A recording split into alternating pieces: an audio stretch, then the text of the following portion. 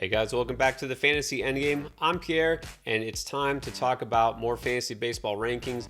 This time I'll break down third base and give you my top 12 heading into draft season. So let's start off with the number one third baseman that should be on your list. This one's a pretty obvious one. It is J-Ram, Jose Ramirez, who has been not only a first round pick, but I could see him going top 5 in a lot of drafts this year. So you know what he brings to the table, which is pretty much everything. Batting average is okay, but you know what? I don't care if he even hits 100.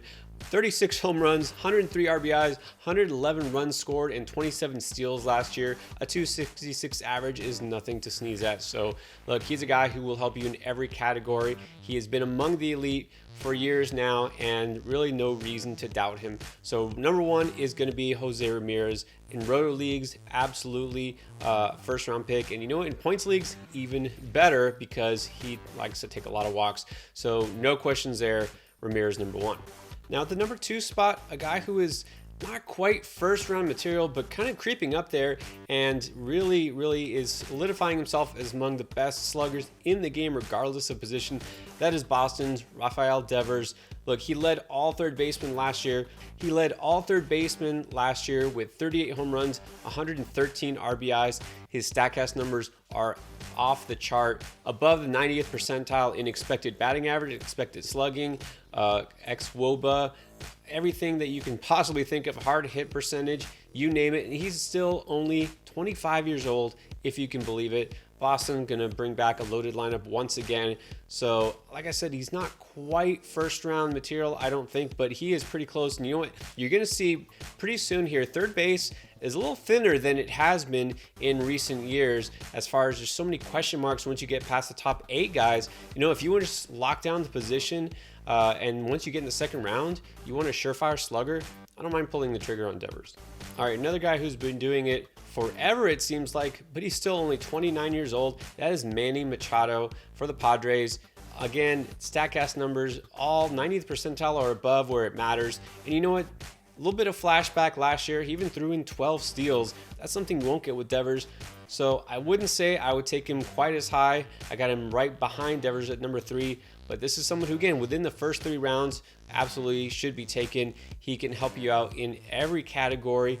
Padres maybe a little better this year. I mean, who knows? They were a little disappointed last year. If Tatis can stay healthy all year, that offense should be loaded. So Machado is firm number 3 for me at third base. All right, now coming in at number 4, a guy who just absolutely broke out. That is the definition of a breakout player, Austin Riley for the Atlanta Braves. Helped lead that team to a championship.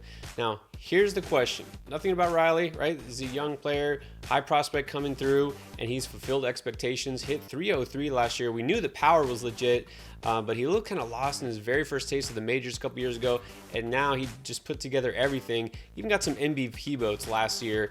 But is Freddie Freeman going to be back to support him in that lineup if he doesn't come back to Atlanta, which is still definitely a possibility? That will definitely hurt things, you know, as far as his RBI opportunities. You know, Riley just won't put up the same stats as he did a year ago. We'll see what happens. As of right now, we still have to treat Riley top 5 at his position. I mean, based on everything he does, he could still put together a very solid season. I just don't think we should expect quite the same heights as last year. Now, number 5 is a guy who may not really play much, if any, third base this year, but he still qualifies there. Wander Franco of the Tampa Bay Rays. So you hear me talk a lot about him in my shortstop video, so check that one out if you haven't already. But he did play 7 games last year, started 7 games at third base. He is their shortstop, not just of the future anymore, but of the present. This is, of course, the number 1 prospect in the world for baseball. A guy, very hard to find a guy who has 80 future value. Doesn't get better than that. So he can do it all, except he really isn't going to give you a boost in steals like you might think. That might be the advantage you have with him over a guy like Riley. You know, the hit tool is there.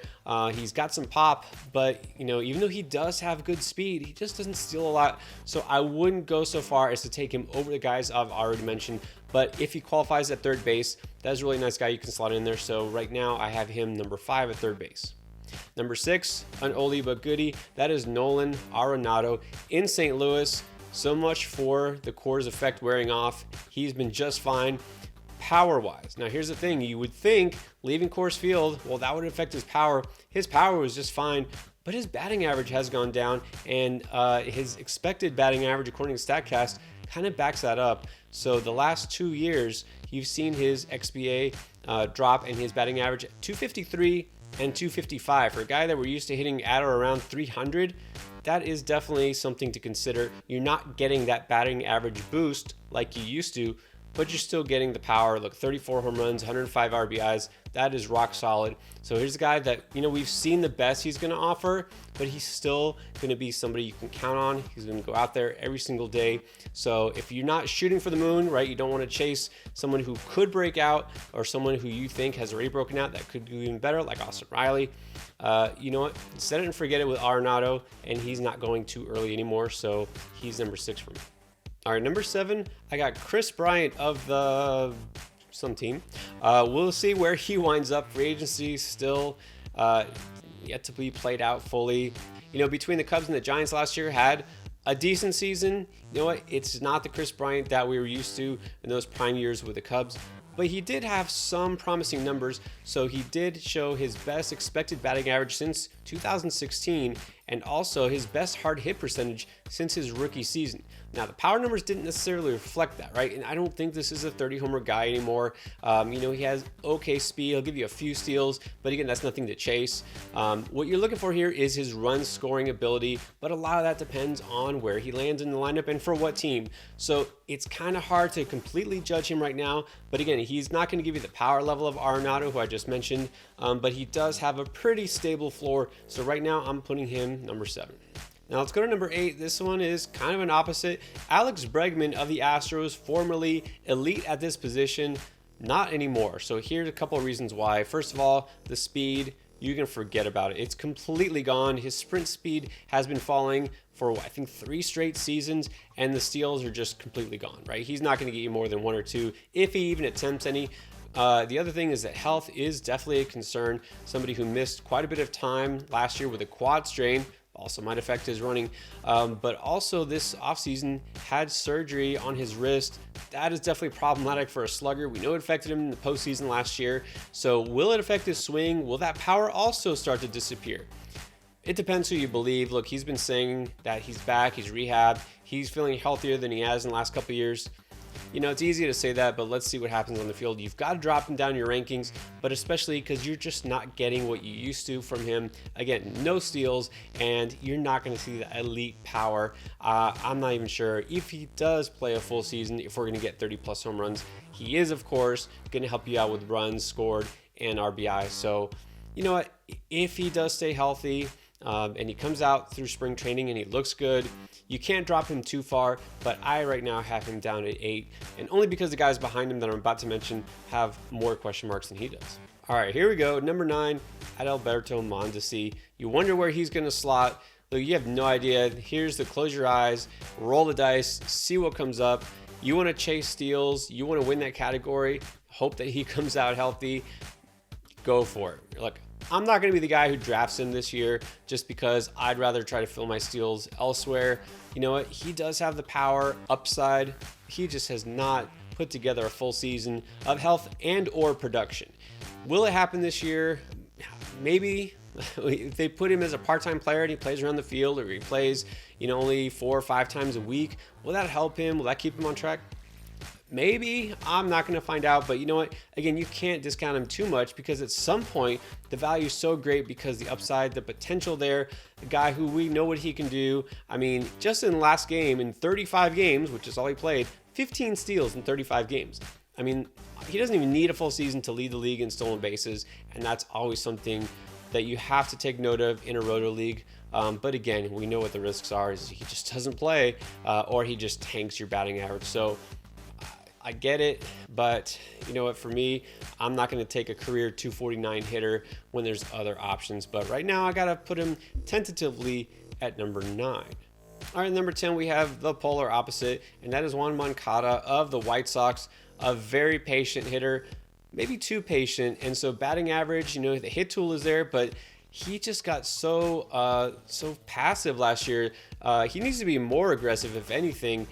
He's got a great walk rate. I mean, 13.6% walk rate. That is great, and that does help you in points leagues. But at some point, swing the bat. He only swung at a first pitch less than 20% of the time. He's taking pitches, and his swing percent 5% lower than the major league average. So that led to, well, fewer home runs because he's not even hitting that many fly balls. And when he does, he's not getting quite enough on it.